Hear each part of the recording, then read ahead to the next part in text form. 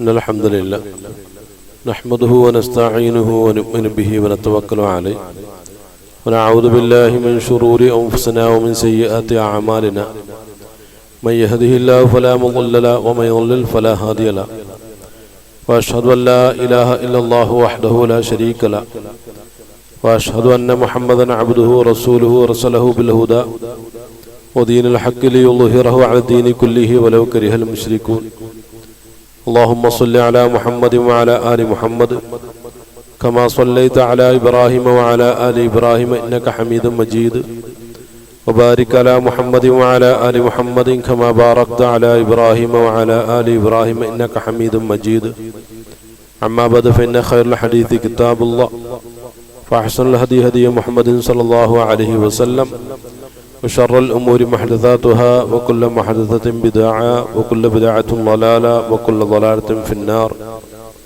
يا أيها الذين آمنوا اتقوا الله حق تقاته ولا تموتن إلا وأنتم مسلمون. أعوذ بالله من الشيطان الرجيم. بسم الله الرحمن الرحيم. واصبر وما صبرك إلا بالله ولا تحزن عليهم ولا تك في ضيق مما يمكرون إن الله مع الذين اتقوا والذين هم محسنون.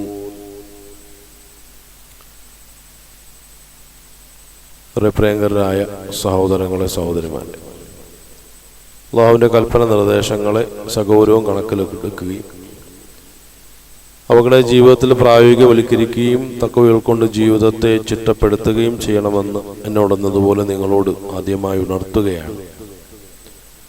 അള്ളാഹുവിൻ്റെ കൽപ്പന നിർദ്ദേശങ്ങളെ ജീവിതത്തിൽ അകലം പാലിച്ചുകൊണ്ട് അള്ളാഹുവിൻ്റെ തൃപ്തി കരസ്ഥമാക്കുന്ന നിലയിൽ ജീവിക്കുവാനും അള്ളാഹുവിൻ്റെ പൊരുത്തത്തോടുകൂടി അവസാന നിമിഷത്തിൽ കലിമത്തു ഷഹാദ ഉച്ചരിച്ചുകൊണ്ട് അള്ളാഹുവിൻ്റെ അടുക്കലേക്ക് സുസ്മേരവതരായി സന്തോഷത്തോടുകൂടി ആഹ്ലാദത്തോടുകൂടി ഒരു മുഹ്സിനായി മുഅ്മിനായി മുസ്ലിമായി യാത്ര ചെയ്യാനുള്ള വലിയ സൗഭാഗ്യം നൽകി അല്ലാഹു സുബ്ഹാനഹു തആല നമ്മേവരെയും അനുഗ്രഹിക്കുമാറാകട്ടെ. വിശുദ്ധ ഖുർആനിലെ 16-ാമത്തെ സൂറത്തായ സൂറത്തുൻ നഹ്ലിലെ 127-28 ആയത്തുകൾ നാം ഒന്ന് പാരായണം ചെയ്താൽ അല്ലാഹു സുബ്ഹാനഹു വ തആല നമ്മെ ബോധ്യപ്പെടുത്തുന്ന അല്ലെങ്കിൽ കൽപ്പിക്കുന്ന ചില കാര്യങ്ങളാണ്. ഇത് റസൂലുള്ളാഹി സ്വല്ലല്ലാഹു അലൈഹി വസല്ലമയാണ് ഒന്നാമത്തെ സംബോധിതൻ എന്നുള്ള നിലയ്ക്ക് അവിടുന്ന് ജീവിതവുമായി ബന്ധപ്പെട്ട കാര്യങ്ങളിലേക്കുള്ള ഖുർആന്റെ നേരിട്ടുള്ള ഇടപെടലാണ്. തുടർന്ന് നമ്മുടെ ഓരോരുത്തരുടെയും ജീവിതത്തിലേക്കുള്ള അള്ളാഹുവിൻ്റെ ഒരു ഇടപെടലാണ് എന്ന് മനസ്സിലാക്കിക്കൊണ്ട് തന്നെ ഈ ആയത്തുകളെ മനസ്സിലാക്കാൻ നമ്മൾ ശ്രമിക്കുക. അല്ലാഹു സുബ്ഹാനഹു വ തആല കൽപ്പിക്കുന്നു, വസ്ബിർ, നിങ്ങൾ ക്ഷമയോടുകൂടിയിരിക്കണം. വമാ സ്വബറുക ഇല്ലാ ബില്ലാഹ്, അള്ളാഹുവിൻ്റെ അനുഗ്രഹത്തോടുകൂടി മാത്രമാണ് താങ്കൾക്ക് ക്ഷമിക്കാൻ കഴിയുന്നത്. വലാ തഹ്സൻ അലൈഹിം, ഒരു നിലയ്ക്കും ശത്രുക്കളുടെ വിഷയത്തിൽ ദുഃഖിതരായി കഴിയുവാൻ പാടില്ല. വലാ തഖു ഫീ ളൈഖിൻ മിമ്മാ യംകുറൂൻ, ഒരു നിലയ്ക്കും ശത്രുക്കൾ തന്ത്രങ്ങൾ പ്രയോഗിക്കുന്നു എന്ന നിലയ്ക്ക് താങ്കൾ മാനസികമായി ക്ലേശത്തിലും അകപ്പെടുവാൻ പാടില്ല. ശേഷമുള്ള ആയത്തിലൂടെ അല്ലാഹു പറയുന്നു, ഇന്നല്ലാഹ മഅല്ലദീന തഖൗ, നിശ്ചയമായും അല്ലാഹു സുബ്ഹാനഹു തആല തഖ്വയുള്ളവരോടൊപ്പമാണ്. വല്ലദീന ഹും മുഹ്സിനൂൻ, ഏതവസ്ഥയിൽ അവൻ മുഅ്മിനീങ്ങളോടൊപ്പവും കൂടിയാണ് എന്ന് അല്ലാഹു ബോധ്യപ്പെടുത്തുകയാണ്. ഏത് സാഹചര്യത്തിലായിരുന്നാലും അങ്ങേയറ്റം ആശ്വസിക്കാൻ കഴിയുന്ന, സമാധാനിക്കാൻ കഴിയുന്ന അള്ളാഹുവിൻ്റെ ഒരു ഇടപെടലാണ് നമ്മുടെ മാനസിക തലത്തിലേക്കുള്ളത് എന്ന് ഈ ആയത്ത് പരിശോധിച്ച് നോക്കുമ്പോൾ നമുക്ക് മനസ്സിലാക്കാൻ കഴിയും. എന്നാൽ ഈ ഒരു ആയത്തിന് മുമ്പുള്ള ആയത്തുകളാണ് കഴിഞ്ഞ ആഴ്ച നമ്മൾ ചർച്ച ചെയ്യുകയുണ്ടായി. അതിൻ്റെ 125 മുതലുള്ള ആയത്തുകൾ പരിശോധിച്ച് നോക്കിയാൽ അള്ളാഹു സുബ്ഹാനഹു വ തആല കൽപ്പിച്ച വിഷയം എന്താണ്? നല്ല ഹിക്മത്തോടുകൂടി അള്ളാഹുവിൻ്റെ മാർഗത്തിലേക്ക് മറ്റുള്ള ആളുകളെ നമ്മൾ ക്ഷണിക്കണമെന്നാണ് പറഞ്ഞിട്ടുള്ളത്. അതുപോലെ തന്നെ നല്ല ഉപദേശങ്ങൾ, ആ നിലയ്ക്കൊക്കെ മറ്റുള്ള ആളുകളെ, ഇസ്ലാമിനെ കുറിച്ച് തെറ്റിദ്ധാരണകൾ കഴിഞ്ഞുകൂടിക്കൊണ്ടിരിക്കുന്ന ധാരാളം ആളുകൾ ഉണ്ടാവും. അവരോടൊക്കെ വളരെ മാന്യമായ രൂപത്തിലുള്ള പെരുമാറ്റങ്ങളിലൂടെയും സമീപനങ്ങളിലൂടെയും അവരിലെ മതത്തിലേക്ക് ക്ഷണിക്കുകയാണ് വേണ്ടത് എന്ന് അല്ലാഹു സുബ്ഹാനഹു വ തആല ഇവിടെ ബോധ്യപ്പെടുത്തുകയാണ്. പ്രധാനമായും 2 വഴികളിലൂടെയാണ് എന്ന് ഖുർആൻ വ്യക്തമാക്കുന്നു. ഒന്ന് ഹിക്മത്താണ്, മറ്റൊന്ന് മൗഇദത്തുൽ ഹസനയാണ്.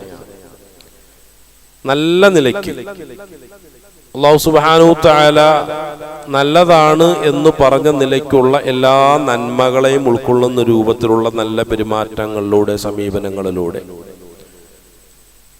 അല്ലാഹു സുബ്ഹാനഹു വ തആല അവതരിപ്പിച്ചിട്ടുള്ള ഈ ഒരു ദീൻ അത് വളരെ നല്ലതാണ്. ഇസ്ലാം എന്നുള്ളത് എല്ലാ പ്രശ്നങ്ങൾക്കുമുള്ള പരിഹാരമാണ് എന്ന് നമ്മളുടെ സമീപനങ്ങളിലൂടെ മറ്റുള്ള മുഴുവൻ ആളുകൾക്കും ബോധ്യപ്പെടണം. അവിടെയാണ് വിശുദ്ധ ഖുർആനിന്റെ അടുത്ത ഒരു കൽപ്പന. അതുമായി ബന്ധപ്പെട്ടൊരു സംഭവം കഴിഞ്ഞ ആഴ്ച നമ്മൾ പറയുകയുണ്ടായി. ആ നിർദ്ദേശം ഇതാണ്: വഇൻ ആഖബതും ഫആഖിബു ബിമിസ്ലി മാ ഉഖിബതും ബിഹി. ശത്രുക്കളുമായി ബന്ധപ്പെട്ട ഇടപെടലുകൾ നടന്നുകൊണ്ടേയിരിക്കുമ്പോൾ പലപ്പോഴും അവരെ മര്യാദ പഠിപ്പിക്കുന്നതിന് വേണ്ടി മദീന എന്നുള്ളൊരു ഗവൺമെന്റാണ്. അപ്പൊ ആ ഗവൺമെന്റിന്റെ കീഴിൽ കഴിഞ്ഞുകൂടുന്ന അല്ലെങ്കിൽ ഗവൺമെന്റിനെതിരിൽ പ്രവർത്തിച്ചുകൊണ്ടിരിക്കുന്ന ശത്രുക്കൾ ധാരാളം ഉണ്ടാകും. ഒന്നാമത്തേത് ആഭ്യന്തര പ്രശ്നമുണ്ടാക്കുന്നവരാണ്. മറ്റൊന്ന് പുറമേ നിന്നും ആക്രമിക്കാൻ തന്ത്രങ്ങൾ പേറ്റിക്കൊണ്ടിരിക്കുന്ന ആളുകളാണ്. അങ്ങനെയുള്ള ആളുകളെ എങ്ങാനും താങ്കൾ പിടിച്ചു കഴിഞ്ഞാൽ അവരോടുള്ള ശിക്ഷാ നടപടി എന്നുള്ളത് നിങ്ങളോടുള്ളതിന്റെ അതേ രൂപത്തിൽ തന്നെ ആയിരിക്കണം. അതൊരിക്കലും കൂടിപ്പോവാൻ പാടില്ല. അതുപോലെ തന്നെ അല്ലാഹു സുബ്ഹാനഹു വ തആല അതിനുശേഷം പറയുന്ന ഒരു കാര്യം പോലെ ഇൻ സ്വബർത്തും, താങ്കൾ അവരുടെ വിഷയത്തിൽ ക്ഷമയാണ് കൈക്കൊള്ളുന്നതെങ്കിൽ ലഹുവ ഖൈറുൽ ലിസ്വാബിരീൻ, അത് ക്ഷമാശീലരായ ആളുകൾക്ക് ഏറ്റവും ഉത്തമമായിട്ടുള്ളത് അത് തന്നെയാണ് എന്ന് അല്ലാഹു സുബ്ഹാനഹു വ തആല പറയുന്നു. അവിടെയാണ് യമാമയുടെ ഭരണാധികാരിയായ സുമാമ ബിൻ സുലാൽ എന്ന പേരുള്ള ഒരു വ്യക്തിയോടുള്ള സമീപനം എന്താണ് റസൂലുള്ളാഹി സ്വല്ലല്ലാഹു അലൈഹി വസല്ലം പ്രകടിപ്പിച്ചത് എന്നുള്ള സംഭവം കഴിഞ്ഞ ആഴ്ചയിൽ നമ്മൾ മനസ്സിലാക്കി. കാരണം തടവുകാരനായി പിടിക്കപ്പെട്ട ആ ഒരു വ്യക്തി മദീനയുടെ പള്ളിയിൽ മസ്ജിദ് നബവിയിൽ കഴിഞ്ഞുകൂടേണ്ടി വരുന്ന ആ 1-2 ദിവസങ്ങൾ, ആ ഒരു ദിവസങ്ങളിൽ മദീന മസ്ജിദ് നബവിയിൽ കഴിഞ്ഞുകൂടിക്കൊണ്ട് സുമാമ ബിൻ സുലാൽ എന്ന് പറയുന്ന ആ ഒരു യമന്റെ ഭരണാധികാരി ഇസ്ലാമിനെ ശരിയായ രൂപത്തിൽ മനസ്സിലാക്കുക. സഹാബത്തിന്റെ പരസ്പരമുള്ള പെരുമാറ്റങ്ങൾ, അവരുടെ ഇടപെടലുകൾ, റസൂലുള്ളാഹി സ്വല്ലല്ലാഹു അലൈഹി വസല്ലം എന്ന നേതാവിന്റെ പ്രത്യേകത, ആ പള്ളിയിൽ നിറഞ്ഞു നിൽക്കുന്ന സമാധാനവും സന്തോഷവും സംതൃപ്തിയും, ഇങ്ങനെ എന്തൊക്കെ നന്മകളാണോ ഉള്ളത് ആ നന്മകളൊക്കെയും കളിയാടുന്ന വലിയൊരു സംസ്കാരത്തിന്റെ ഇറ്റില്ലവും പോറ്റില്ലവും ഒക്കെയായി ആ ഒരു പള്ളി വിലസുന്ന ഒരു കാഴ്ചയാണ് യമാമയുടെ ഭരണാധികാരിക്ക് കാണാൻ സാധിച്ചത്. അവസാനം അദ്ദേഹം ഇസ്ലാം സ്വീകരിച്ചിട്ടുണ്ട്. ഇസ്ലാം സ്വീകരിച്ചതിന് ശേഷം റസൂലുള്ളാഹി സ്വല്ലല്ലാഹു അലൈഹി വസല്ലമയെ വാരി പുണർന്നുകൊണ്ട് അദ്ദേഹം ഇസ്ലാം സ്വീകരിക്കും എന്നുള്ള വിശ്വാസത്തിലൊന്നുമല്ല. അദ്ദേഹത്തിനുള്ള ഒരു മാന്യതയും ഒരു നന്മയും കണ്ട് റസൂലുള്ളാഹി സ്വല്ലല്ലാഹു അലൈഹി വസല്ലം വെറുതെ വിട്ടയക്കുകയായിരുന്നു എന്നുള്ള കാര്യം നമ്മൾ ചരിത്രത്തിലൂടെ മനസ്സിലാക്കിയിട്ടുണ്ട്. പക്ഷെ വിട്ടയക്കപ്പെട്ടതിൽ സഹാബത്ത് അത്ഭുതപ്പെട്ടു. എന്തിന് ഇദ്ദേഹത്തെ വിട്ടയക്കണം? കാരണം ഇസ്ലാമിന്റെ അംബാസിഡർമാരെ വകവരുത്തിയ ഗോത്രത്തിന്റെ തലവനാണ്. അന്നത്തെ സംബന്ധിച്ചിടത്തോളം രാഷ്ട്രീയപരമായിട്ടുള്ള പ്രത്യാഘാതങ്ങൾ അത്തരം വിഷയങ്ങളോട് എത്രമാത്രമായിരിക്കും എന്നൊക്കെ നമ്മൾ പറയുകയുണ്ടായി. ഇനിയിപ്പോ അതിനെക്കുറിച്ച് ചർച്ച ചെയ്യേണ്ട കാര്യമില്ല. അത്രമാത്രം ഒരു രാജ്യദ്രോഹിയായ ഒരു വ്യക്തിയെയാണ് റസൂലുള്ളാഹി സ്വല്ലല്ലാഹു അലൈഹി വസല്ലം യാതൊരു നിലപാടുകളും അദ്ദേഹത്തോട് സ്വീകരിക്കാതെ വിട്ടയക്കുന്നത്. പക്ഷെ വിട്ടയച്ച അദ്ദേഹം എന്താ ചെയ്തതെന്ന് ചോദിച്ചാൽ മദീനയുടെ പിന്നിലുള്ള ഒരു തോട്ടത്തിൽ പോയി കുളിച്ചു ശുദ്ധിയായി തിരിച്ചു വന്ന് റസൂലുള്ളാഹി സ്വല്ലല്ലാഹു അലൈഹി വസല്ലമയുടെ മുന്നിൽ വന്ന് ഷഹാദത്ത് പ്രഖ്യാപിക്കുകയും റസൂലുള്ളാഹി സ്വല്ലല്ലാഹു അലൈഹി വസല്ലമയെ വാരി പുണരുകയും ചെയ്യുന്നു. ആ പുണരുന്ന സന്ദർഭത്തിൽ അദ്ദേഹം ഹൃദയസ്പർശിയായ രൂപത്തിൽ, വൈകാരികമായ രൂപത്തിൽ പറഞ്ഞ ചില വാക്കുകൾ, എൻ്റെ ജീവിതത്തിൽ ഞാൻ ഏറ്റവും അധികം വെറുക്കുന്ന മുഖം താങ്കളുടേതായിരുന്നുവെങ്കിൽ ഇന്ന് എൻ്റെ ജീവിതത്തിൽ ഏറ്റവും അധികം ഞാൻ ഇഷ്ടപ്പെടുന്ന മുഖം താങ്കളുടേതാണ്. ഞാൻ വെറുക്കുന്ന ഒരു മതം താങ്കളുടേതാണെങ്കിൽ ഏറ്റവും അധികം ഞാൻ ഇന്ന് ഇഷ്ടപ്പെടുന്ന, എൻ്റെ മനസ്സങ്ങേറ്റം ആഗ്രഹിക്കുന്ന ഒരു മതമുണ്ടെങ്കിൽ അത് ഇന്ന് ഇസ്ലാമാണ്. ഞാൻ ഏറ്റവും അധികം വെറുക്കുന്ന ഒരു പ്രദേശം അത് മദീനയായിരുന്നുവെങ്കിൽ ഏറ്റവും അധികം ഞാൻ ഇഷ്ടപ്പെടുന്നത് മദീന എന്നുള്ള ഈ ഒരു മണ്ണാണ്. കാരണം ഈ ഒരു മണ്ണാണല്ലോ അങ്ങേ സ്വാഗതം ചെയ്തത്. ഈ 3 നിലയ്ക്കും അദ്ദേഹം ഇസ്ലാമിനോടുള്ള ആ ഒരു താല്പര്യവും അതിനോടുള്ള ഇഷ്ടവും വ്യക്തമായ രൂപത്തിൽ പ്രകടിപ്പിക്കുകയുണ്ടായി എന്നാണ് ചരിത്രത്തിൽ നമുക്ക് മനസ്സിലാക്കാൻ കഴിയും. അപ്പൊ വിശുദ്ധ ഖുർആനിൽ ഇസ്ലാമിലേക്ക് ആത്മാർത്ഥമായി കടന്നു വന്നിട്ടുള്ള അല്ലെങ്കിൽ കടന്നു വന്നുകൊണ്ടിരിക്കുന്ന ആളുകളുടെ ദീനിനോടുള്ള ഒരു സമീപനത്തെ കുറിച്ച് അതിന്റെ 7-ാമത്തെ ആയത്തിൽ, ഹുജറാത്തിന്റെ 7-ാമത്തെ ആയത്തിൽ ഖുർആൻ വ്യക്തമാക്കുന്നുണ്ട്. വലകിന്നല്ലാഹ ഹബ്ബബ ഇലൈക്കുമുൽ ഈമാന വസയ്യനഹു ഫീ ഖുലൂബിഹിം വകറഹ ഇലൈക്കുൽ കുഫ്ര വൽ ഫുസൂഖ വൽ ഉസ്യാൻ. അതായത് അല്ലാഹു സുബ്ഹാനഹു തആല നിങ്ങൾക്ക് ദീൻ അനുഗ്രഹിച്ചു നൽകിയിട്ടുണ്ടെങ്കിൽ, യഥാർത്ഥമായ രൂപത്തിലാണ് ഒരു വ്യക്തി ദീനിനെ പുൽകുന്നതെങ്കിൽ, അതിനെ ഹൃദയം കൊണ്ട് സ്വീകരിക്കുന്നതെങ്കിൽ, കാരണം ദീനിനെ പല രൂപത്തിൽ നമുക്ക് സ്വീകരിക്കാൻ കഴിയും. ഇപ്പൊ ദീനിന്റെ ആളുകളെ കുറിച്ച് പരിശോധിച്ച് നോക്കുമ്പോൾ അത് ആ നിലയിലൊക്കെയാണ് നമുക്കതിന്റെ മനഃശാസ്ത്രപരമായ വശങ്ങൾ പഠിക്കാൻ കഴിയുക. ഇപ്പോ അഫ്ഇദ എന്ന് പറയുന്ന ഒരു ഭാഗമുണ്ട്, പലപ്പോഴും നമ്മൾ ചർച്ച ചെയ്തു പോയിട്ടുള്ളതാണ്. അഫ്ഇദ കൊണ്ട് മാത്രം ഒരാൾക്ക് ഇസ്ലാം സ്വീകരിക്കാൻ പറ്റും. പക്ഷെ അയാളുടെ ചിന്തകളിലും അയാളുടെ കാഴ്ചപ്പാടിലും അയാളുടെ യുക്തിയിലും ഇസ്ലാമാണ് നല്ലത് എന്ന് വിചാരിച്ചിട്ട് അതിനെ അംഗീകരിക്കുന്ന ഒരു രീതിയാണ്. അതിനനുസരിച്ച് ജീവിച്ചോളണമെന്ന് നിർബന്ധമൊന്നുമില്ല. ഇസ്ലാമിന്റെ യുക്തി, ഇസ്ലാമിന്റെ കാലിക പ്രസക്തി, ഇസ്ലാമിന്റെ മഹത്വങ്ങൾ, മറ്റുള്ള കാര്യങ്ങളൊക്കെ ചിന്തയുടെ തലങ്ങളെ മുൻനിർത്തിക്കൊണ്ട് അദ്ദേഹം വ്യാഖ്യാനിക്കുകയും വിശദീകരിക്കുകയും ഒക്കെ ചെയ്യും. അതിൽ ചിലപ്പോൾ മുസ്ലിമീങ്ങളായ ആളുകളുണ്ടാവും. ഇപ്പൊ എത്രയോ മുസ്ലിമീങ്ങളായ ആളുകൾ അവരുടെ ഗ്രന്ഥങ്ങളിലൂടെ ഇസ്ലാമിന്റെ മഹത്വങ്ങളെ കുറിച്ച് വിശദീകരിച്ചിട്ടുണ്ട്. റസൂലുള്ളാഹി സ്വല്ലല്ലാഹു അലൈഹി വസല്ലമയുടെ നൈതികത, നീതി, ധർമ്മബോധം, എത്രയോ മഹത്വങ്ങൾ അവർ ഇസ്ലാം സ്വീകരിച്ചിട്ടില്ലെങ്കിൽ കൂടി ആ റസൂലുള്ളാഹി സ്വല്ലല്ലാഹു അലൈഹി വസല്ലമയും ദീനിനെയും ഉൾക്കൊള്ളുന്നതിന്റെ ചില അടയാളങ്ങളാണ് അവരുടെ എഴുത്തുകുത്തുകളിലൂടെയും അവരുടെ പ്രഭാഷണങ്ങളിലൂടെയും നമ്മൾ മനസ്സിലാക്കിക്കൊണ്ടിരിക്കുന്നത്. ഒരുപാട് അമുസ്ലിമീങ്ങൾ ഉണ്ടാവും അങ്ങനെയുള്ള ആളുകൾ. അവർ അഫ്ഇദത്ത് കൊണ്ട് ഇസ്ലാമിനെ ഉൾക്കൊണ്ടവരാണ്. രണ്ടാമത്തെ ഒരു തലം എന്ന് പറഞ്ഞാൽ വൈകാരികമായിട്ടാണ്. വൈകാരികമായി ഇസ്ലാമിനെ ഉൾക്കൊള്ളുക. എന്തുകൊണ്ടായിരിക്കാം? പരമ്പരാഗതമായി ഞങ്ങളുടെ പൂർവ്വപിതാക്കന്മാരൊക്കെ ഇസ്ലാമിന്റെ ആളുകളായിരുന്നു. ഒരു മുസ്ലിം കുടുംബത്തിലാണ് ഞാൻ ജനിച്ചത്, അതുകൊണ്ട് ഞാൻ മുസ്ലിമായി മാറുന്നു. അതിന്റെ ഒരു വൈകാരികത. പിന്നെ ഇസ്ലാമിനെതിരിൽ എന്തെങ്കിലും സംഭവിച്ചു കഴിഞ്ഞാൽ ഞാൻ എന്ത് ചെയ്യും? എടുത്തു ചാടും. ഞാൻ ഇസ്ലാമിനെതിരിൽ എത്ര പെരുമാറിയാലും ഒരു കുഴപ്പമില്ല. പക്ഷെ മറ്റുള്ളവരൊന്നും ഇസ്ലാമിനെതിരൊന്നും ചെയ്യാൻ പാടില്ല. പ്രത്യേകിച്ച് അന്യമതസ്ഥരായ ആളുകൾ എന്തെങ്കിലും ചെയ്താൽ ഞാൻ വലിയ വർഗീയവാദിയായിട്ടോ അല്ലെങ്കിൽ വൈകാരികനായിട്ടോ ഒക്കെ ഞാൻ ഇവിടെ മാറും എന്നുള്ളതാണ്. അതാണ് വികാരം കൊണ്ട് ഇസ്ലാം സ്വീകരിക്കുന്ന ആളുകളുടെ ഒരു പ്രത്യേകത. അതൊരർത്ഥത്തിൽ വേണമെങ്കിൽ സ്വദരീയായ തലങ്ങളിൽ ഇസ്ലാമിനെ സ്വീകരിച്ച ആളുകൾ എന്ന് പറയാം. പക്ഷെ യഥാർത്ഥത്തിൽ ഇസ്ലാം സ്വീകരിച്ച ആളുകളെ കുറിച്ചാണ് അല്ലാഹു സുബ്ഹാനഹു വ തആല ഇവിടെ പറഞ്ഞത്. അതായത് എന്താണ്? അല്ലാഹു സുബ്ഹാനഹു വ തആല വലകിന്നല്ലാഹ ഹബ്ബബ ഇലൈക്കുമുൽ ഈമാന വസയ്യനഹു ഫീ ഖുലൂബിക്കും, നിങ്ങളുടെ കൽബുകൾക്ക് എന്താണ് ഇസ്ലാം, ഈമാൻ അതൊക്കെ നല്ലതാണ് എന്ന് തോന്നുമ്പോൾ, അതിനെ ഉൾക്കൊള്ളുമ്പോൾ അത് വളരെ നല്ലതായിട്ട് നിങ്ങൾക്ക് തന്നെ അനുഭവപ്പെടും. ഈമാൻ വളരെ നല്ലതാണ്, അത് മനോഹരമാണ്. അതുപോലെ തന്നെ അതിനെ അങ്ങേറ്റം ഇഷ്ടപ്പെടുന്ന ഒരു അവസ്ഥയിലേക്ക് മാറും. പിന്നെ അതിന്റെ ഒരു ആളായിട്ട് ഞാൻ മാറുകയാണ്. ആരും എന്നെ ഉപദേശിക്കേണ്ട, നിർദ്ദേശിക്കേണ്ട, എനിക്ക് വേണ്ടി ക്ലാസ്സുകളൊന്നും എടുത്തു തരണ്ട. ഞാൻ അതിന്റെ ആളായി മാറും. ഞാനൊരു ഖുർആനായി മാറും. അല്ലെ, ഞാൻ റസൂലുള്ളാഹി സ്വല്ലല്ലാഹു അലൈഹി വസല്ലമയുടെ ശരിയായ ഒരു അനുയായിയായി മാറും. അതാണ് അതിന്റെ ഒരു അവസ്ഥ എന്ന് പറയുന്നത്. പിന്നീട് അപ്പൊ ഈ ഒരു അവസ്ഥയിലേക്ക് ഈ മനുഷ്യൻ മാറിയപ്പോഴാണ് ഞാൻ ഏറ്റവും അധികം ഇഷ്ടപ്പെടുന്ന താങ്കളുടെ മുഖമാണ്, താങ്കളുടെ ദീനാണ്, അല്ലെങ്കിൽ താങ്കളുടെ ആ ഒരു സ്ഥലമാണെന്ന് പറയുന്നത്. ഇതൊരു മാനസികാവസ്ഥയാണ്.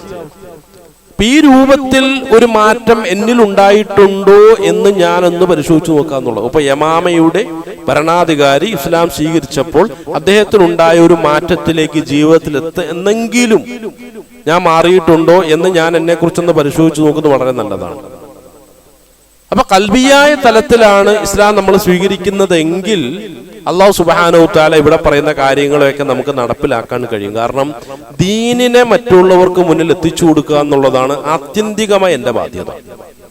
ഞാനൊരു ഭർത്താവായിരിക്കാം, ഞാനൊരു കച്ചവടക്കാരനായിരിക്കാം, ഞാൻ മറ്റുള്ള ഏതെങ്കിലും തൊഴിലുകളിൽ ഏർപ്പെടുന്ന ഒരു വ്യക്തിയായിരുന്നേക്കാം, എന്തുമായിക്കൊള്ളട്ടെ. ആത്യന്തികമായി ഞാൻ എന്താണ്? അല്ലാഹു സുബ്ഹാനഹു വ തആല പറഞ്ഞിട്ടുള്ളത് ഒരു ഖലീഫയായിട്ട് ഭൂമിയിലേക്ക് മനുഷ്യരെ നാം അയക്കാൻ പോവുകയാണ്. അപ്പൊ ഞാൻ എന്താണ്? ഞാനൊരു ഖലീഫയാണ്. ഖലീഫ എന്നുള്ള നിലയ്ക്കുള്ള എൻ്റെ ഉത്തരവാദിത്വം എന്താണ് ഖലീഫ എന്ന് പറഞ്ഞാൽ?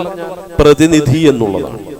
ഞാൻ എന്തിന്റെ പ്രാതിനിധ്യമാണ് വഹിച്ചുകൊണ്ടിരിക്കുന്നത് എന്ന് ചോദിച്ചു കഴിഞ്ഞാൽ അള്ളാഹുവിന്റെ ദീനിൻ്റെതാണ്. അപ്പൊ എന്റെ ഉത്തരവാദിത്വം എന്താണ്? ദീനിനെ ഏറ്റവും നല്ല രൂപത്തിൽ മറ്റുള്ളവർക്ക് മുന്നിൽ അവതരിപ്പിക്കണം.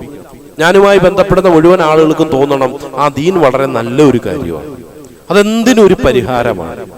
പലപ്പോഴും ഈ ഒരു തിരിച്ചറിവ് മദീന പള്ളിയിൽ 1-2 ദിവസം കഴിച്ചുകൂട്ടിയ ഇസ്ലാമിന്റെ ബദ്ധശത്രു ആയിരുന്ന ആ ഒരു യമാമൻ ഭരണാധികാരിക്ക് ബോധ്യപ്പെട്ടപ്പോഴാണ് സ്വതന്ത്രനായിട്ട് കൂടി അദ്ദേഹം സ്വന്തം ഗോത്രത്തിലേക്ക് മടങ്ങാതെ കുളിച്ചു ശുദ്ധിയായി തിരിച്ചു വന്ന് ഇസ്ലാം സ്വീകരിച്ച് ഞാൻ ഇന്ന് എന്ത് ചെയ്യണം അല്ലാഹുവിന്റെ റസൂലേ എന്ന് റസൂലുള്ളാഹി സ്വല്ലല്ലാഹു അലൈഹി വസല്ലം ചോദിക്കുകയും, താങ്കൾ ഉംറയ്ക്ക് പുറപ്പെട്ടപ്പോഴാണല്ലോ പിടിക്കപ്പെട്ടത്, അതുകൊണ്ട് താങ്കൾ ഉംറയ്ക്ക് പോയിക്കോളൂ, അതിനുശേഷം താങ്കൾക്ക് ഇഷ്ടമുള്ളത് ചെയ്തോളൂ, ഗോത്രത്തിലേക്ക് പോയിക്കോളൂ എന്നൊക്കെ പറഞ്ഞിട്ട് അദ്ദേഹത്തെ പറഞ്ഞയക്കുകയാണ്. അപ്പൊ അത്രമാത്രം ആത്മാർത്ഥത. അങ്ങനെ അദ്ദേഹം മക്കയിലെത്തിയ സമയത്ത് അദ്ദേഹത്തിന്റെ ആ ഒരു സ്നേഹവും ദീനിനുള്ള ആത്മാർത്ഥതയും റസൂലുള്ളാഹി സ്വല്ലല്ലാഹു അലൈഹി വസല്ലമയോടുള്ള അടങ്ങാത്ത ആ ഒരു താല്പര്യവും ഒക്കെ മനസ്സിലാക്കണം എന്നുണ്ടെങ്കിൽ മക്കയിൽ പോയതിനു ശേഷം അദ്ദേഹവുമായി ബന്ധപ്പെട്ട് എന്താ സംഭവിച്ചത് എന്നുകൂടി നമ്മളൊന്ന് പഠിക്കേണ്ടി വരും. അപ്പൊ അവിടെ ചെന്നു. സാധാരണ മക്കയിൽ ധാരാളം ആളുകൾ ഉംറ ഹജ്ജ് കർമ്മം നിർവഹിക്കാനായിട്ട് വരാറുണ്ട്. അപ്പോൾ ഉംറയ്ക്ക് വേണ്ടിയിട്ടാണ് അദ്ദേഹം പോയത്. അതൊരു ഹജ്ജിന്റെ കാലയളവല്ല, അല്ലെങ്കിൽ ഒരു കാലഘട്ടമല്ല, സമയമല്ല. അങ്ങനെ ഉംറയ്ക്ക് വേണ്ടി അദ്ദേഹം പോയി. അവിടെ പോയപ്പോൾ അദ്ദേഹം എന്ത് ചെയ്യുന്നു? 100% ശരിയായ തൽബിയത്ത് ചൊല്ലുകയുണ്ട്. ലബ്ബൈക് അല്ലാഹുമ്മ ലബ്ബൈക് ലബ്ബൈക് ലാ ശരീക ലക ലബ്ബൈക് എന്ന് തുടങ്ങുന്ന ആ തൽബിയത്ത് ചൊല്ലിയപ്പോൾ മക്കക്കാരൊക്കെ അത്ഭുതപ്പെട്ടു. ഇതാരാണ്? ഇത് സുമാമ അല്ലേ വന്നിട്ടുള്ളത്? ഇതെന്താണ് ഇങ്ങനെയൊക്കെ പറയുന്നത്? ഇദ്ദേഹം ഇസ്ലാമിന്റെ ബദ്ധവൈരിയായിരുന്നല്ലോ. റസൂലുള്ളാഹി സ്വല്ലല്ലാഹു അലൈഹി വസല്ലമയ്ക്ക് എതിരെ ശക്തമായ നടപടിക്രമങ്ങൾ സ്വീകരിച്ച ഒരു വ്യക്തിയായിരുന്നല്ലോ. അദ്ദേഹത്തിന്റെ അടുക്കലേക്ക് ദഅവത്തുമായി എത്തിച്ച ആ ഒരു സഹാബത്തിനെ കൊന്നൊടുക്കിയ വ്യക്തിയാണല്ലോ. സുമാമയ്ക്ക് ഇത് എന്ത് പറ്റി? അവർ അത്ഭുതപ്പെട്ടു. അവസാനം സുമാമയോട് തന്നെ അവർ ചോദിച്ചു, നിങ്ങൾ എന്താണ് ഈ മുസ്ലിമീങ്ങളെ പോലെ തൽബിയത്ത് ഉള്ളത്? നമുക്ക് നമ്മളുടേതായ ഒരു തൽബിയത്തുണ്ടല്ലോ. അപ്പോൾ സുമാമ പറഞ്ഞു, ഞാൻ മുസ്ലിമാണ്, ഞാൻ ഇങ്ങനെയാണ് ചൊല്ലേണ്ടത്, ഇതാണ് യഥാർത്ഥ ശരി എന്നൊക്കെ പറഞ്ഞപ്പോൾ കുറെ ചെറുപ്പക്കാർ സുമാമയ്ക്കെതിരെ ചാടി വീണ് അദ്ദേഹത്തെ ഉപദ്രവിക്കാൻ ശ്രമിക്കുകയൊക്കെ ചെയ്തു. ആ സമയത്ത് മക്കയിലെ മുതിർന്ന നല്ല പക്വതയുള്ള ഒരു വിഭാഗം ആളുകൾ വന്നിട്ട് അവരെ തടയുകയും, കാരണം എന്താണെന്ന് ചോദിച്ചു കഴിഞ്ഞാല് മദീനയ്ക്ക് ധാന്യം കൊടുക്കുന്നത് യമാമക്കാരാണ്. അത് യമാമയിൽ മാത്രമേ അത് ധാന്യ കൃഷിയുള്ളൂ. അപ്പൊ യമാമക്കാരെ പിണക്കി കഴിഞ്ഞാൽ മക്കയിലേക്ക് ധാന്യം കിട്ടില്ല, ബാർലി കിട്ടില്ല, ഗോതമ്പ് കിട്ടില്ല, വേറെ ഒരു സ്ഥലത്തുനിന്ന് കിട്ടാനുള്ള മാർഗവുമില്ല. പക്ഷേ ഈ സുമാമ എന്ത് ചെയ്തു? അതിൽ അങ്ങേറ്റം രോഷം പൂണ്ട് റസൂലുള്ളാഹി സ്വല്ലല്ലാഹു അലൈഹി വസല്ലമയെ ആക്ഷേപിച്ചവരാവണം നിങ്ങൾ. റസൂലുള്ളാഹി സ്വല്ലല്ലാഹു അലൈഹി വസല്ലമയുടെ ഒരു അനുയായി ആയതിന്റെ പേരിലാണ് എന്നോടുള്ള നിങ്ങളുടെ ഈ രോഷപ്രകടനം എന്നൊക്കെ പറഞ്ഞിട്ട് അങ്ങേറ്റം ക്ഷുഭിതനായിട്ടാണ് അദ്ദേഹം തിരിച്ച് നാട്ടിലേക്ക് പോവുകയും, അങ്ങനെ ചരിത്രപരമായി ഒരു മധുര പ്രതികാരമാണ് മക്കക്കാർക്ക് അത് അഭിമുഖീകരിക്കേണ്ടി വരുന്നത്. എന്താണ്? ആദരവായ റസൂലുള്ളാഹി സ്വല്ലല്ലാഹു അലൈഹി വസല്ലമയും അദ്ദേഹത്തിന്റെ പിതൃവ്യനും ജീവിച്ചിരുന്ന കാലഘട്ടത്തിൽ അവരെ ഷുഐബ് അബൂ താലിബ് എന്ന് പറയുന്ന ആ ഒരു മലയടി വാരത്തിൽ ഇട്ട് ശിക്ഷിച്ച് ഉപരോധം ഏർപ്പെടുത്തിയതിന്റെ അതേ പ്രതികരണം കാലം ഇവർക്ക് കൊടുക്കുകയുണ്ട്.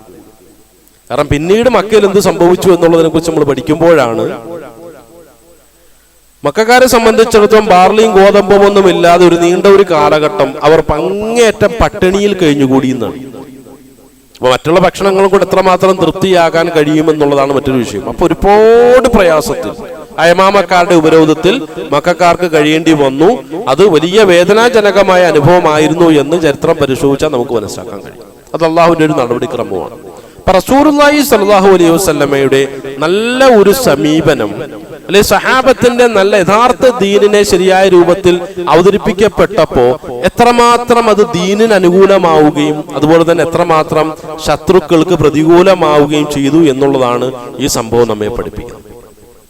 അപ്പൊ ആ ആയത്തിന് ശേഷമാണ് റസൂലുള്ളാഹി സ്വല്ലല്ലാഹു അലൈഹി വസല്ലം അല്ലാഹു പറയുന്നത്, ശത്രുക്കളോടുള്ള താങ്കളുടെ സമീപനം അവർ താങ്കളോട് ചെയ്തതുപോലെ ചെയ്യാൻ കുഴപ്പമൊന്നുമില്ല, പക്ഷെ ക്ഷമിക്കുന്നതാണ് നല്ലത് എന്ന് പറഞ്ഞു. ഇത് റസൂലുള്ളാഹി സ്വല്ലല്ലാഹു അലൈഹി വസല്ലം ജീവിതത്തിൽ സ്വീകരിക്കുകയാണ്. എന്തിനു വേണ്ടി? കാരണം അതിന് തൊട്ടു മുമ്പ് പറഞ്ഞിട്ടുള്ള ആയത്ത് എന്താണ്? ഏറ്റവും നല്ല രൂപത്തിൽ ഇസ്ലാമിലേക്ക് ദഅവത്ത് ചെയ്യണം, ഇസ്ലാമിനെ അവതരിപ്പിക്കണം എന്നുള്ളതാണ്. ഇനി നമ്മളിലേക്ക് നമ്മളൊന്ന് കടന്നു വരിക.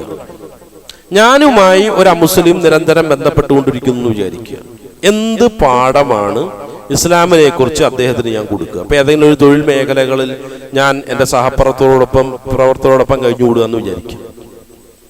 ആ സഹപ്രവർത്തകർക്ക് എൻ്റെ ഭാഗത്തു നിന്നും അങ്ങേറ്റം ധാർമ്മികനാണെന്നോ സത്യത്തിന്റെ ആളാണെന്നോ നന്മയുടെ വാക്താവും പ്രയോക്താവും 100% എന്നെക്കുറിച്ച് അവർക്ക് പറയാൻ കഴിയുമോ ഇല്ലയോ എന്നുള്ളതാണ്.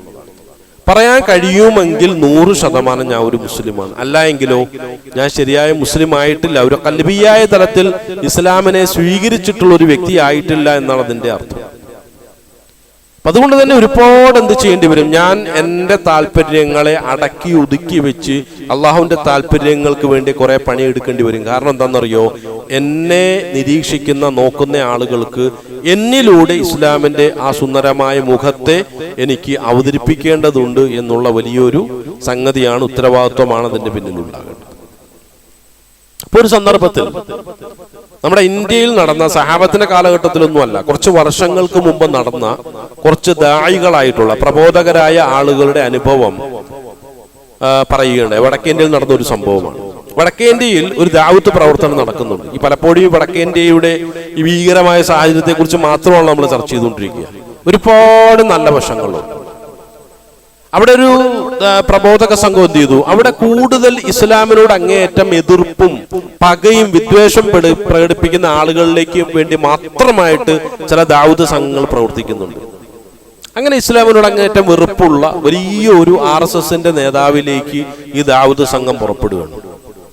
അവിടെ ചെന്നു, അദ്ദേഹത്തിന്റെ വീട്ടിൽ കയറി, അദ്ദേഹത്തിനോട് നേരത്തെ തന്നെ പെർമിഷനും ഒക്കെ വാങ്ങി. കാരണം അങ്ങനെയാണ്, ഇസ്ലാമിന് അങ്ങനെ ഒരു സംസ്കാരമുണ്ട്.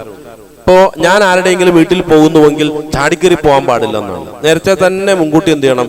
എന്നോട് വിളിച്ചു ചോദിക്കണം, ഞാൻ ഒന്ന് വന്നോട്ടെ. അത് ഇസ്ലാമിന്റെ ഒരു സംസ്കാരമാണ്. അല്ല ചാടിക്കേറി വീട്ടിൽ പോയി ആ വീട്ടിൽ പോയി അയാളെ ഇടങ്ങേറക്കുക എന്നുള്ളതല്ല.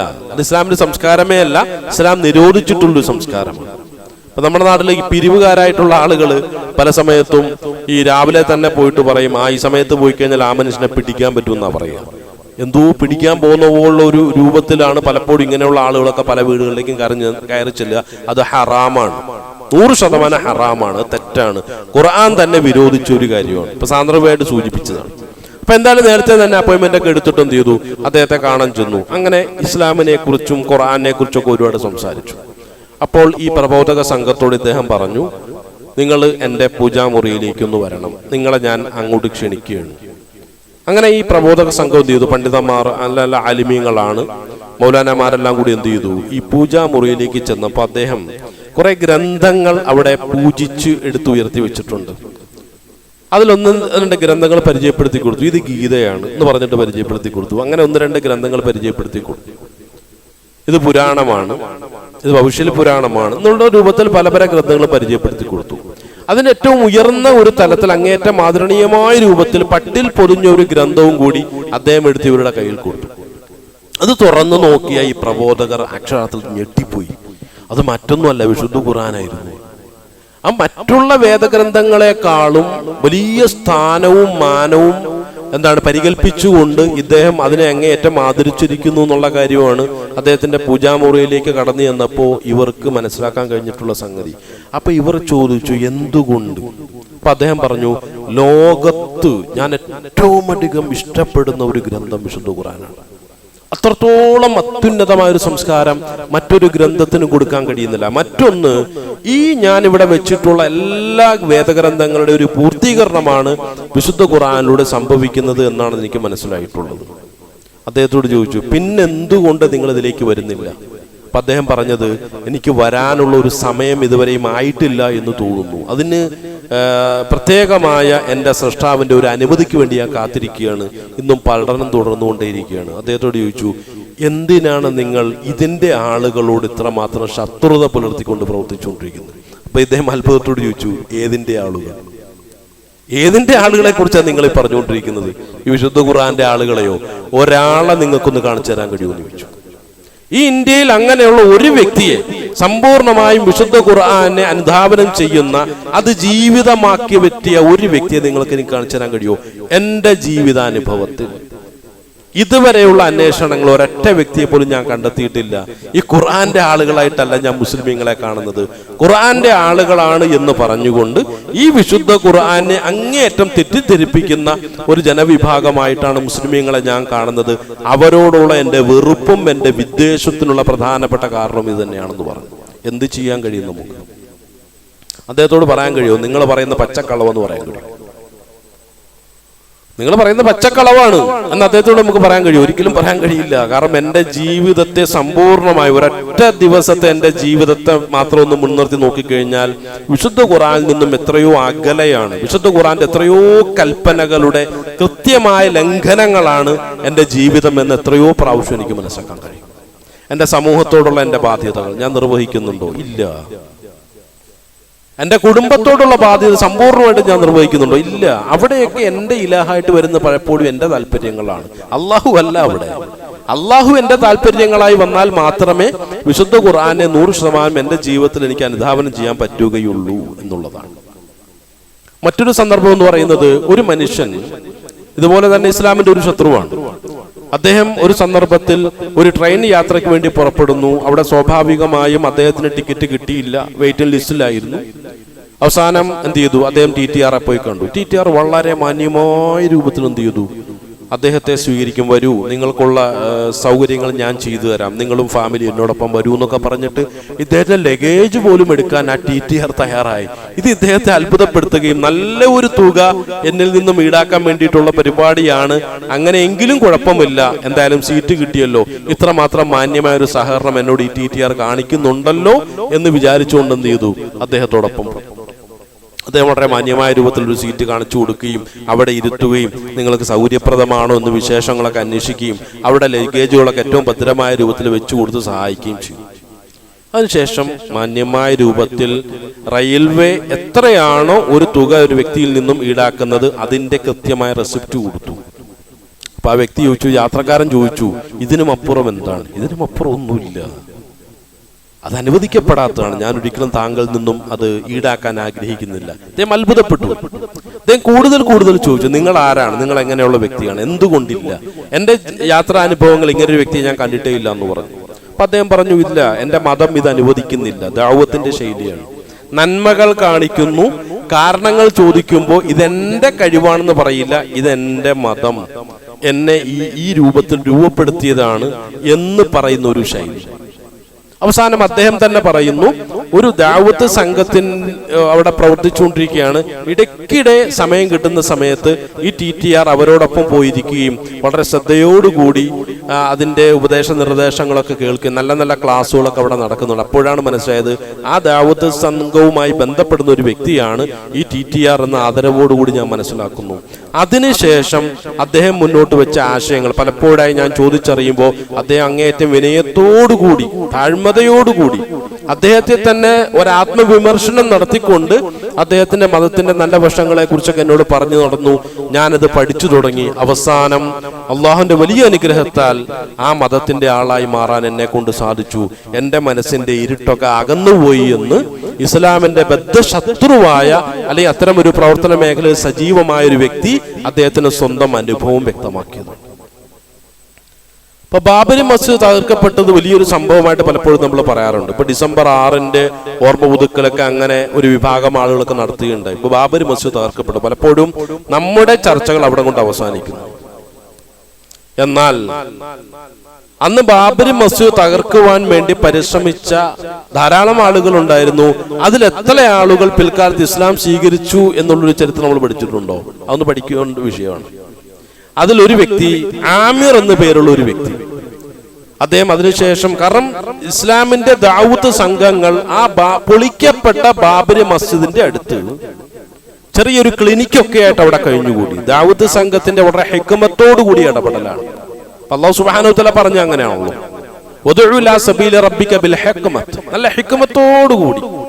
കാരണം എന്താണ്, ആ ബാബരി മസ്ജിദ് തുറക്കപ്പെട്ട അതിന്റെ അടുത്ത് ചെറിയൊരു താൽക്കാലിക ക്ഷേത്രം അന്നുണ്ടായിരുന്നു.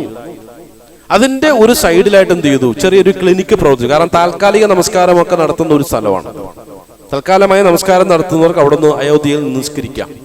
അങ്ങനെയുള്ള ഒരു സ്ഥലത്ത് അതിനോട് ചേർന്നൊരു ക്ലിനിക്ക് എന്ത് ചെയ്തു, മുസ്ലിമീങ്ങൾ സംവിധാനിച്ചു. പാവങ്ങളായ ആളുകൾക്കൊക്കെ വരാം, യാതൊരു പ്രതിഫലവും ഇല്ലാതെ സൗജന്യമായ ചികിത്സ. ഒരുപാട് പാവപ്പെട്ട ആളുകൾ എന്ത് ചെയ്തു, അതിലേക്ക് വരും. വരുന്നവർക്ക് എന്ത് ചെയ്യും, ചെറിയ രൂപത്തിൽ ഇസ്ലാമിനെ കുറിച്ചൊരു പരിചയപ്പെടുത്തുക, അവർക്ക് താല്പര്യം ഉണ്ടെങ്കിൽ മാത്രം. അങ്ങനെ പലപ്പോഴും അതിലേക്ക് വന്ന ധാരാളം ആളുകൾ ഇസ്ലാമിന്റെ ആളുകളായി മാറി എന്നുള്ളതാണ്. അതിൽപ്പെട്ട ഒരു വ്യക്തിയാണ് കർസേവ സംഘത്തിൽ ഉണ്ടായിരുന്ന ആമിർ എന്ന പേരുള്ള ഒരു വ്യക്തി. അദ്ദേഹത്തിന്റെ ഒരു കൂട്ടുകാരനുണ്ടായിരുന്നു, അതിന്റെ പേര് ഞാൻ മറന്നുപോയി. അവസാനം ഇസ്ലാം സ്വീകരിച്ച രണ്ടുപേരും കൊണ്ട് നിയത്ത് ചെയ്തു. ഒരു വ്യക്തി പറഞ്ഞു, ഇൻഷാ അല്ലാഹ് എന്റെ ആയുസ് തീരുന്നതിന് മുമ്പ് അള്ളാഹുവിനെ സാക്ഷി നിർത്തി ഞാൻ പറയുന്നു, ഞാൻ 100 പള്ളിയുടെ പണി പൂർത്തീകരിക്കുന്നു. വലിയ സമ്പന്നനായ വ്യക്തിയായിരുന്നു. അവസാനം അദ്ദേഹം എന്ത് ചെയ്തു, ഈ ദാവൂദ് സംഘത്തിൽ നിന്നും ഇസ്ലാം സ്വീകരിച്ച അവസാനം 100 പള്ളികളുടെ പണി അദ്ദേഹം പൂർത്തീകരിച്ച് വീണ്ടും അടുത്തടുത്ത പള്ളികളുടെ ചെറിയ ചെറിയ പള്ളികൾ, അത്യാവശ്യ സ്ഥലങ്ങളിൽ പള്ളി വെക്കാനുള്ള പ്രവർത്തനങ്ങളുമായി നടക്കുന്നതിനിടയിലാണ് അള്ളാഹുവിന്റെ റഹ്മത്തിലേക്ക് അദ്ദേഹം യാത്ര ചെയ്തത്. അതൊക്കെ വാർത്തയായിരുന്നു. പക്ഷെ എത്ര ആളുകൾ ആ വാർത്തകളൊക്കെ വേണ്ട രൂപത്തിൽ അതിന് പ്രചരണം കൊടുത്തു എന്നുള്ളതാണ് വിഷയം. ബാബരി മസ്ജിദ് പൊളിക്കപ്പെട്ടു എന്നുള്ളത് വലിയൊരു സംഭവമാണെങ്കിൽ അതിനെ തുടർന്ന് വലിയ ഇസ്ലാമികമായിട്ടുള്ള വിപ്ലവങ്ങളും ദഅവത്ത് പ്രവർത്തനങ്ങളും ഇന്ത്യയിൽ ധാരാളമായി നടന്നു എന്ന് അനാവശ്യമായിട്ടുള്ള വാർത്തകളുടെ പിന്നാലെ മാത്രം പോകാതെ ഇത്തരം ദഅവത്ത് സംഘങ്ങളുമായി ബന്ധപ്പെട്ട ദായികൾ നമ്മൾ എന്ത് ചെയ്യുക, അത്തരം വാർത്തകൾ നമ്മൾ സ്വീകരിക്കുക. ഒരുപാട് നല്ല നല്ല കേൾക്കാൻ രസമുള്ള, നമ്മുടെ മനസ്സിൽ ആനന്ദമുളവാക്കുന്ന നല്ല നല്ല വാർത്തകൾ ഒരുപാടായിട്ട് നമുക്ക് കേൾക്കാൻ കഴിയും. അത്തരം ദായികളുമായിട്ട് നമ്മൾ ബന്ധം, നല്ല നല്ല മൗലാനാമാർ, ഇപ്പൊ ദൈവന്തും ദൈവന്തുമായി ബന്ധപ്പെട്ട് ഒരുപാട് പ്രവർത്തനങ്ങൾ നടക്കുന്നു എന്നുള്ളതാണ് ആ കേന്ദ്രവുമായി ബന്ധപ്പെടുമ്പോൾ പലപ്പോഴും നമുക്കറിയാൻ കഴിയും. ഇപ്പൊ ഇന്ത്യൻ മുസ്ലിമീങ്ങളുടെ പ്രശ്നങ്ങളെ കുറിച്ച് ശരിയായ രൂപത്തിൽ പഠിക്കുകയാണ്. അത് ഖുർആനെ മുൻനിർത്തിയിട്ട്, അല്ലാതെ സാഹചര്യത്തിനെ മുൻനിർത്തുന്നു, അവിടെ ഉണ്ടായ ഒരു സംഭവത്തെ മുൻനിർത്തുന്നു, ഇവിടെ ഒരു സംഭവം ഉണ്ടായി, അവിടെ ഒരു സംഭവം ഉണ്ടായി, ഇതല്ല ചർച്ച. ഇന്ത്യൻ മുസ്ലിമീങ്ങളുടെ പ്രശ്നം എന്താണ്, മുസ്ലിമീങ്ങളുടെ അവസ്ഥ എന്താണ്, അപ്പൊ അതിനെക്കുറിച്ച് നന്നായിട്ട് പഠിക്കുന്നതിനോടൊപ്പം ശരിയായ പഠനത്തിന് വിധേയമാക്കുന്ന വിഷയം എന്താണെന്നറിയോ, മറ്റുള്ളവരുടെ ആക്രമണത്തിന്റെ ലിസ്റ്റ് അല്ല. ഈ ആക്രമിക്കപ്പെടുന്ന മുസ്ലിമീങ്ങൾ ആക്രമണത്തിന് അർഹനാണോ അല്ലയോ, എന്തെങ്കിലുമൊക്കെ പോരായ്മകൾ അല്ലാഹു സുബ്ഹാനഹു വ തആല ഇങ്ങനെയുള്ള സന്ദർഭത്തെക്കുറിച്ച് എന്താണ് പറഞ്ഞിട്ടുള്ളത്, അതിനെക്കുറിച്ച് നന്നായിട്ട് പഠിക്കുമ്പോൾ എന്ത് ചെയ്യും, തികച്ചും പലപ്പോഴും ഖുർആൻ ഇത്തരം ചില സന്ദർഭങ്ങൾ അള്ളാഹുവിന്റെ ശിക്ഷയുണ്ടാകും എന്ന് പറയുന്ന സന്ദർഭത്തെക്കുറിച്ചാണ്. ഇപ്പോൾ നമ്മുടെ നാട്ടിൽ വ്യഭിചാരത്തിന്റെ അളവ് എത്രത്തോളം ഉണ്ടാകും നമ്മളൊന്ന് പരിശോധിച്ചു. നമ്മുടെ നാട്ടിൽ വ്യഭിചാരത്തിന്റെ അളവ് എത്രത്തോളം ഉണ്ട്, നമ്മുടെ നാട്ടിൽ പലിശയുടെ അളവ് എത്രത്തോളം, പലിശ പ്രവർത്തനങ്ങളുടെ, പലിശ മുസ്ലിമീങ്ങളായ ആളുകളുടെ കാര്യം പറഞ്ഞു വന്നത്, മുസ്ലിമീങ്ങളായ ആളുകൾ എത്രമാത്രം പലിശയുമായി ബന്ധപ്പെടുന്നു, സമ്പൂർണമായും വ്യഭിചാരത്തിൽ നിന്നും ഒഴിഞ്ഞു നിൽക്കുന്ന സ്വന്തം കുടുംബത്തോടും സ്വന്തം ഭാര്യയോടും 100% ആത്മാർത്ഥത പുലർത്തുന്ന വ്യക്തികളുണ്ട്. നമ്മളത് പരിശോധിച്ച് നോക്കാം. പലപ്പോഴും പുറത്തുനിന്ന് നമുക്ക് അന്വേഷിക്കുമ്പോൾ വളരെ കുറഞ്ഞ കണക്ക് മാത്രമേ കിട്ടുന്നുള്ളൂ. എന്തിന്, സ്വന്തം കുടുംബത്തോട് 100% ആത്മാർത്ഥത പുലർത്തുന്ന ആളുകളുടെ എണ്ണം വളരെ കുറവാണ്. മദ്യപാനികളുടെ എണ്ണം നമ്മൾ എടുക്കുക, അതും വളരെ കുറവാണെന്ന് മനസ്സിലാക്കാൻ കഴിയും. കാരണം പുതിയ തലമുറയെ സംബന്ധിച്ചിടത്തോളം കാലഘട്ടത്തിനനുസൃതമായി മാറണമെങ്കിൽ ചെറിയ രൂപത്തിലൊക്കെ ഇത്തരം കാര്യങ്ങളൊക്കെ ഉപയോഗിച്ചേ പറ്റൂ എന്നുള്ള ചില കൂട്ടുകാരുടെ നിർദ്ദേശങ്ങൾക്ക് വഴങ്ങിയിട്ട് അതിലേക്കൊക്കെ പോയിക്കൊണ്ടിരിക്കുന്നു എന്നുള്ളതാണ്. അതെന്ത് ന്യായീകരണം ആയിക്കൊള്ളട്ടെ. പലിശയുമായി ബന്ധപ്പെടുന്ന വിഷയത്തെ നമ്മളൊന്ന് എടുക്കുക.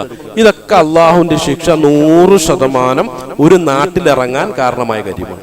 ഹദീസുകൾ പരിശോധിച്ചു നോക്കുക. റസൂലുള്ളാഹി പറഞ്ഞ, ഞാൻ പറഞ്ഞല്ല, ഈ ഒറ്റ കാരണം മതി. 100% ഒരു നാട്ടിലേക്ക് അള്ളാഹുവിന്റെ ശിക്ഷ ഇറങ്ങാൻ പര്യാപ്തമായതെല്ലാം ഉണ്ട്. ശിക്ഷ പല രൂപത്തിൽ ഇറങ്ങുക. ചിലപ്പോൾ എന്ത് ചെയ്യും, അതിക്രമകാരികളായിട്ടുള്ള ആളുകളെ അള്ളാഹു സൃഷ്ടിക്കും, എന്നിട്ട് ഇവരെ പരീക്ഷിച്ചുകൊണ്ടേയിരിക്കും. ഇതൊരു ശിക്ഷാ രീതിയാണ്, ശിക്ഷാ നടപടികളുടെ ഒരു ശൈലിയാണ്. അപ്പൊ നമ്മൾ പറയുന്നത് എന്താണ്, ഈ തെറ്റുകളൊക്കെ അവിടെ നിന്നോട്ടെ, നമുക്ക് എന്ത് ചെയ്യണം, ഇതിനെതിരെ നമുക്ക് പ്രതികരിക്കണം. ഇതെന്ത് നിലപാടാണ്? അവിടെ പറഞ്ഞു വന്നത്, നല്ല നല്ല ആലിമ്യങ്ങളെ പരിശോധിക്കുക. നമ്മുടെ നാട്ടിലെ തെറ്റുകളെ ഒഴിവാക്കി കഴിഞ്ഞാൽ തന്നെ എല്ലാ പ്രശ്നങ്ങൾക്കും പരിഹാരമാവും. ആ നിലയ്ക്ക് വളരെ ആസൂത്രിതമായ പ്രവർത്തനങ്ങൾ നടത്തും. അങ്ങനെ എന്ത് ചെയ്യും? ഇസ്ലാമിന്റെ നല്ല മുഖത്തെ മറ്റുള്ളവർക്കിടയിൽ പരമാവധി പ്രചരിപ്പിക്കാനുള്ള ശ്രമം നടത്തിയിട്ടാണ് ഈ രൂപത്തിലുള്ള പ്രവർത്തനങ്ങളാണ് നേരത്തെ സൂചിപ്പിക്കപ്പെട്ട രൂപത്തിലുള്ള ദഅവത്ത് പ്രവർത്തനങ്ങൾ. പ്രിയമുള്ളവരെ, അതിൻ്റെ ഒരുപാട് നന്മകൾ നമ്മൾ പോലും അറിയാതെ നമ്മളിലേക്ക് വന്നുകൊണ്ടേയിരിക്കുകയാണ്. ഒരൊറ്റ സംഭവം സൂചിപ്പിക്കാമല്ലോ. കഴിഞ്ഞ തെരഞ്ഞെടുപ്പ്, ഇന്ത്യ സഖ്യം എന്ന് പറയുന്ന ഒരു സഖ്യം അതിന് മുമ്പുള്ളതിനേക്കാൾ കൂടുതൽ സീറ്റുകൾ പാർലമെന്റിൽ നേടി. എന്താ കാരണം? അതിന്റെ പേരിൽ ആരെങ്കിലും ഷഹീദാകേണ്ടി വന്നിട്ടുണ്ടോ? നമ്മളത് പരിശോധിച്ചു നോക്കുക. നേരത്തെ പറയപ്പെട്ട പ്രവർത്തന മേഖലകളുടെ കേന്ദ്രങ്ങളുമായി നമ്മൾ ബന്ധപ്പെട്ട് നോക്കുക. ദൈവന്ത് ദാറുൽ ഉലൂം, അതുപോലെ തന്നെ നെദുവത്തുൽ ഉലൂം പോലുള്ള സ്ഥാപനങ്ങളുടെ നേതാക്കന്മാരും അതിന്റെ പ്രവർത്തകരും ആ രംഗത്ത് എത്രമാത്രം പ്രവർത്തിച്ചിട്ടുണ്ട്. പ്രധാനമായിട്ടും ഇന്ത്യയിൽ ഒരുപാട് ഇന്ത്യ വിഭജന കാലഘട്ടത്തിൽ മുസ്ലിമീങ്ങൾക്കെതിൽ ഒരുപാട് പ്രശ്നം നടന്ന സമയത്ത് ആ രംഗത്തേക്ക് വളരെ ആസൂത്രിതമായി ഇറങ്ങി പ്രവർത്തിച്ച മഹാനാരി വ്യക്തിത്വമാണ് മൗലാന മൻസൂർ നുഅ്മാൻ റഹ്മത്തുള്ളാഹി അലൈഹി. അദ്ദേഹത്തിന്റെ പുത്രനായ സജ്ജാദ് നുഅ്മാൻ അദ്ദേഹം ഇന്നും ജീവിച്ചിരിക്കുന്ന ഒരു വ്യക്തിയാണ്. സജ്ജാദ് നുഅ്മാൻ മൗലാന, അദ്ദേഹത്തിന്റെ നേതൃത്വത്തിൽ വളരെ ആസൂത്രിതമായ നീക്കങ്ങൾ വന്നു. കാരണം എന്താ വെച്ചാൽ ഗോത്രവർഗങ്ങളിലേക്ക് ഇവരിറങ്ങി പുറപ്പെടുകയും ഈ വർഗീയമായ ചിന്താഗതികൾക്കെതിരിൽ അവരെ സജീവമാക്കുകയും ചെയ്തു. അങ്ങനെ എന്ത് ചെയ്തു? ആ മേഖലയിൽ ഒരുപാട് ആളുകളെ ഇവരുടെ ദഅവത്ത് പ്രവർത്തനങ്ങളിലൂടെ എന്ത് ചെയ്തു? ഈ വർഗീയ മനോഭാവത്തിൽ നിന്നും വഴിതിരിച്ചു വിടുകയും അങ്ങനെ ആ ഒരു പ്രവർത്തനം 100% ഇന്ത്യ സഖ്യത്തിന്റെ വിജയത്തിന് കാരണമായിട്ടുണ്ട് എന്നുള്ളതാണ് വളരെ കൃത്യമായിട്ടുള്ള വിലയിരുത്തൽ. അപ്പൊ ആ പ്രവർത്തനങ്ങൾ അത് കാരണം മൗലാനയുടെ ഒരു ശിഷ്യനുമായി സംസാരിച്ച സമയത്താണ് ആ ഒരു വിഷയം മനസ്സിലായത്. അദ്ദേഹം പറഞ്ഞു വളരെ, കാരണം തെരഞ്ഞെടുപ്പിന് മുമ്പാ പറഞ്ഞത്. അപ്പൊ ചോദിച്ചു, നിങ്ങൾ പ്രതീക്ഷ അർപ്പിക്കുന്നുണ്ടോ? 100% ഇപ്രാവശ്യ തെരഞ്ഞെടുപ്പിൽ അത്രമാത്രം ഒരു മാറ്റം നമ്മൾ പ്രതീക്ഷിക്കുന്നുണ്ട് എന്നാണ് അദ്ദേഹം പറഞ്ഞത്. അപ്പൊ എന്തായാലും അവരുടെ പ്രവർത്തനങ്ങൾക്ക് വേണ്ടി ദുആയിൽ കഴിഞ്ഞുകൂടാനേ നമ്മൾ കൊണ്ട് കഴിയുള്ളൂ. അങ്ങനെ ആത്മാർത്ഥമായിട്ടും ദുആയിൽ കഴിഞ്ഞുകൂടി അൽഹംദുലില്ലാ വലിയ സമാധാനമായ റിസൾട്ട്. ഈ പ്രവർത്തനമായിട്ട് നമ്മൾ മുന്നോട്ട് പോയാൽ പക്ഷെ അതിന്റെ പേരിൽ 3 മൗലാനാമാർ ഷഹീദ് ആകേണ്ടി വന്നു എന്നുള്ളതാണ്. ഗോത്രവർഗങ്ങളിലേക്ക് ഇറങ്ങി പുറപ്പെടുന്നു.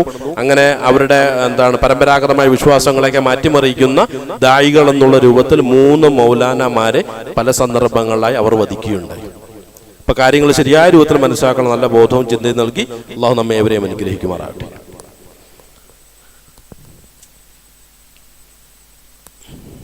അൽഹംദുലില്ലാഹി അൽഹംദുലില്ലാഹി റബ്ബിൽ ആലമീൻ വസ്സലാത്തു വസ്സലാമു അലാ അഷ്റഫിൽ മുർസലീൻ വഅലാ ആലിഹി വസഹ്ബിഹി അജ്മഈൻ അമ്മാ ബഅദ്. അള്ളാഹുവിന്റെ കൽപ്പനകളെ ശിരസാവഹിച്ചുകൊണ്ട് ജീവിതത്തെ മുന്നോട്ട് നയിക്കണമെന്നും തഖ്വയിൽ കൊണ്ട് ജീവിതത്തെ ചുറ്റപ്പെടുത്തണമെന്നും രണ്ടാമത് ഒന്നുകൂടി ഉണർത്തുകയാണ്. പ്രിയമുള്ളവരെ, പറഞ്ഞു വന്ന വിഷയം ഇസ്ലാമിന്റെ ഏറ്റവും ശരിയായ ആ ഒരു വശത്തെ. ഇപ്പൊ വിശുദ്ധ ഖുർആനിലെ 5-ാമത്തെ സൂറത്തുൽ മാഇദ അല്ലാഹു സുബ്ഹാനഹു വ തആല പറയുന്നു, അഊദു ബില്ലാഹി മിനശ് ശൈത്വാനിർ റജീം വതആവനു അലൽ ബിർരി വത്തഖ്വ വലാ തആവനു അലൽ ഇസ്മി വൽ ഉദ്വാൻ വത്തഖുല്ലാഹ ഇന്നല്ലാഹ ശദീദുൽ ഇഖാബ്. അല്ലാഹു സുബ്ഹാനഹു വ തആല ആഹ്വാനം ചെയ്യുന്നു, എല്ലാവരും നന്മയിലും തഖ്വയിലും വളരെ ആത്മാർത്ഥമായിട്ടും പ്രവർത്തിക്കുക. നന്മയിലും തഖ്വയിലും വലാ തആവനു, ഒരു നിലയ്ക്കും നിങ്ങൾ സഹകരിക്കാൻ പാടില്ല. തെറ്റായിട്ടുള്ള കാര്യങ്ങളിലും ശത്രുത ഉണ്ടാക്കുന്ന രൂപത്തിലുള്ള പ്രവർത്തനങ്ങൾക്ക് വേണ്ടി ഒരാളും സഹകരിക്കാൻ പാടില്ല എന്നാണ് പറയുന്നത്. അപ്പൊ മറ്റുള്ള ആളുകൾക്ക് നമ്മളോട് ശത്രുത തോന്നുന്ന രൂപത്തിലുള്ള ഒരു പ്രവർത്തനത്തിലും ഒരാളും പങ്കെടുക്കാൻ പാടില്ല. അങ്ങനെയെങ്കിൽ ഇന്നല്ലാഹു ശദീദുൽ ഇഖാബ്, അള്ളാഹു കഠിനമായി ശിക്ഷിക്കുന്നവനാണ് എന്നുള്ളൊരു ബോധ്യം നിങ്ങൾക്ക് ആവശ്യമാണെന്ന് ഒരല്പം കടുപ്പിച്ച രൂപത്തിൽ അല്ലാഹു സുബ്ഹാനഹു വ തആല സംസാരിക്കുക. നമ്മൾ ചിന്തിച്ചു നോക്കുക, എത്രമാത്രം വലിയ ദൗത്യമാണ്, ഉത്തരവാദിത്വമാണ് മുസ്ലിമീങ്ങൾ എന്നുള്ളത് നമ്മളെ സംബന്ധിച്ചിടത്തോളം. കാരണം ഒരു വിഭാഗം ആളുകൾ വളരെ ആസൂത്രിതമായ രൂപത്തിൽ വലിയ പ്രവർത്തനങ്ങൾ കാഴ്ചവെച്ചുകൊണ്ടിരിക്കുകയാണ്.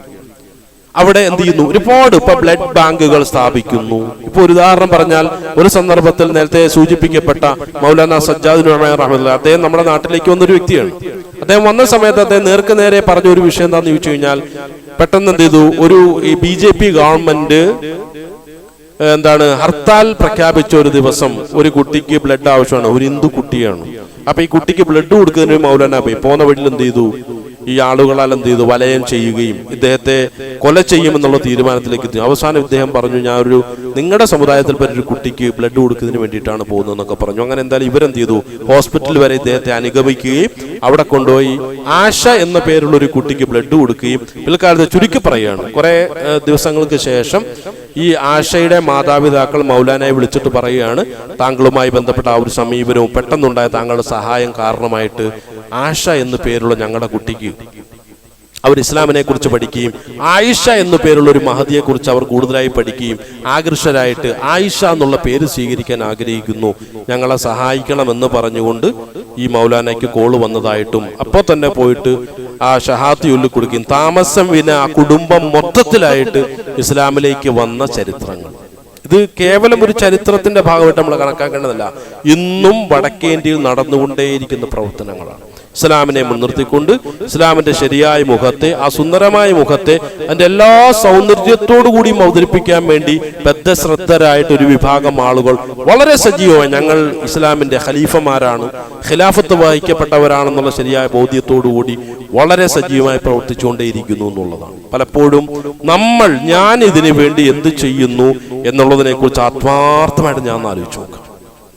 എൻ്റെ ഇസ്ലാമിന്റെ ആ ഏറ്റവും നല്ല മുഖത്തെ മറ്റുള്ളവർക്ക് അവതരിപ്പിക്കാൻ ഈ കാലം ഇത്രയും വർഷം ഞാൻ ജീവിച്ചിട്ടും ഇതുവരെ ഞാൻ എന്ത് ചെയ്തു? ശത്രുക്കൾ എന്നോട് കാട്ടിക്കൂട്ടുന്നതിനെ കുറിച്ച് വാതോരാതെ സംസാരിക്കുന്ന ഒരു വ്യക്തിയാണ് ഞാൻ. പക്ഷേ ആ ശത്രുക്കൾക്ക് മുന്നിൽ ഇസ്ലാമിന്റെ ഏറ്റവും നല്ല മുഖത്തെ അവതരിപ്പിക്കാൻ ഞാൻ എന്ത് ചെയ്തിട്ടുണ്ടെന്ന് ആത്മാർത്ഥമായിട്ട് ഞാൻ ചിന്തിക്കും.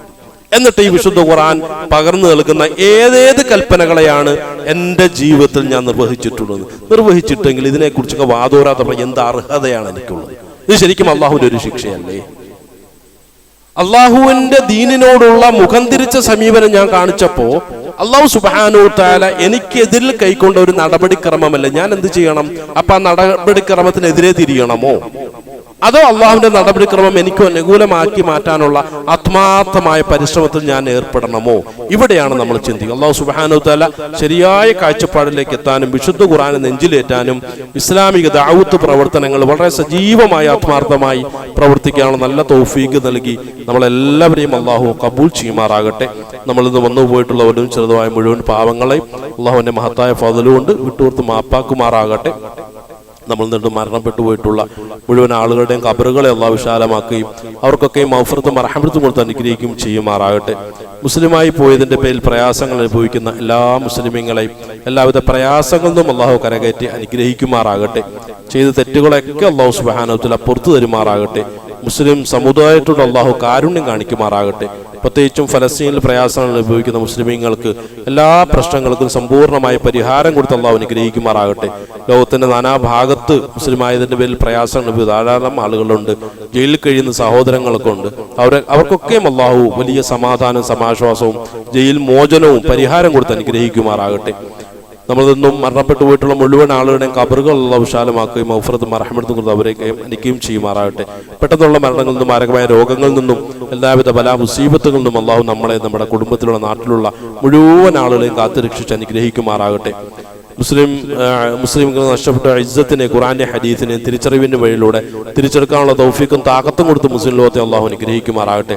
അല്ലാഹു മഗ്ഫിർ മുഅ്മിനീന വൽ മുഅ്മിനാത്ത് വൽ മുസ്ലിമീന വൽ മുസ്ലിമാത്ത് അൽ അഹ്യാഇ മിൻഹും വൽ അംവാത് റബ്ബനാ ആതിനാ ഫിദ് ദുനിയ ഹസന വഫിൽ ആഖിറതി ഹസനത വഖിനാ അദാബന്നാർ ആമീൻ ബിറഹ്മതിക യാ അർഹമർ റഹീമീൻ വൽഹംദുലില്ലാഹി റബ്ബിൽ ആലമീൻ.